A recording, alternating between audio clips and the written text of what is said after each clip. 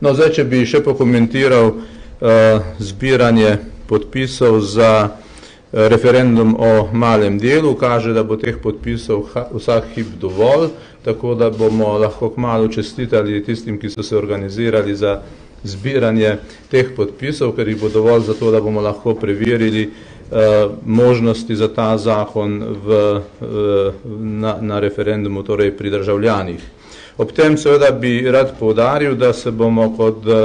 vlada in ministrstvo še posebej aktivno vključili v to, da prepričamo državljane, da je to eden od zakonov, ki je povsem neškodljiv za državljane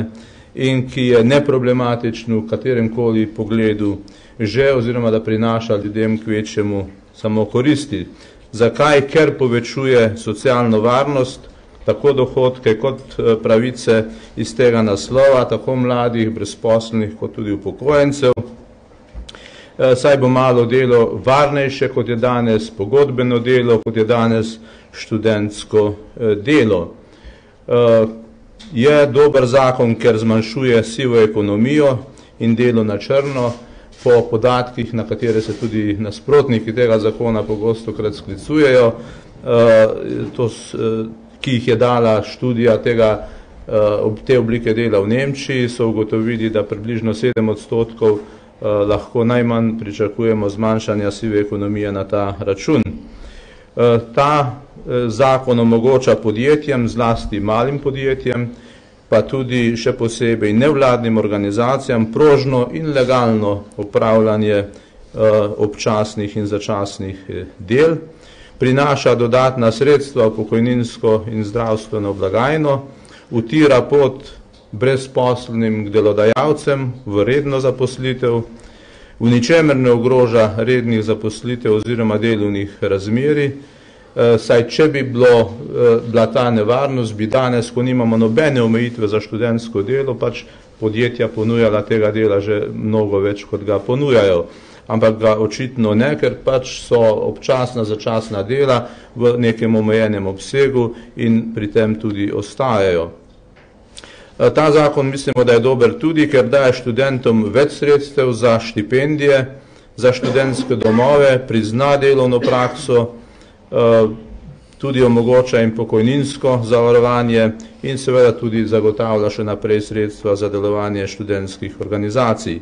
In seveda ne nazadnje, ker omogoča upokojencem aktivno staranje in sredstva za delovanje njihovih organizacij. Ob tem se nam seveda zdaj, ko se bližamo točki, ko bo treba se pripraviti na referendumsko kampanjo, postavlja nekaj vprašanj, recimo ali zakon, ki bo omejeval delo na črno, sivo ekonomijo, ali ta zakon zdaj lahko na pravi način testiramo med ljudmi, ki so sami v veliki meri vsak posebej v sivo ekonomijo vključeni, ker jih bomo v resnici spraševali, ali so zato, da s to prakso preko tega zakona tudi v določenem primeru prenehajo. In drugo tako vprašanje, zakon ukinja posredovanje študentskega dela za profit na profitni osnovi, zmanjšuje dohodke študentskih servisov, kot vemo, tu je v igri okrog 15 milijonov sredstev na leto in vprašanje, ki se nam postavlja je,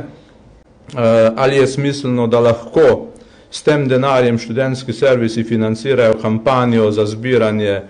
podpisov za referendum, pa tudi potem samo referendumsko kampanjo, medtem ko ima vlada po zakonu o referendumski kampanji pri tem zvezane roke. Treba si bo odgovoriti na vprašanje pravzaprav, kako lahko sploh s takimi iniciativami igramo enakovredno igro na polju, ko gre za prepričevanje državljanov o teh vprašanjih. V vsakem primeru, torej mi se bomo ne glede na ta vprašanja dejavno odzvali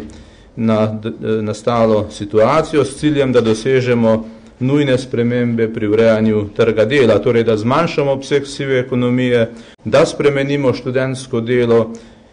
kot danes najbolj prožno in, če hočete, izkoriščevalsko obliko dela in pa da prekinemo prakso ustvarjanja profita na račun posredovanja študentskega dela in pa nepregledno porabo teh sredstev, ki so danes namenjena študentski organizaciji. Toliko z moje strani. Hvala lepa.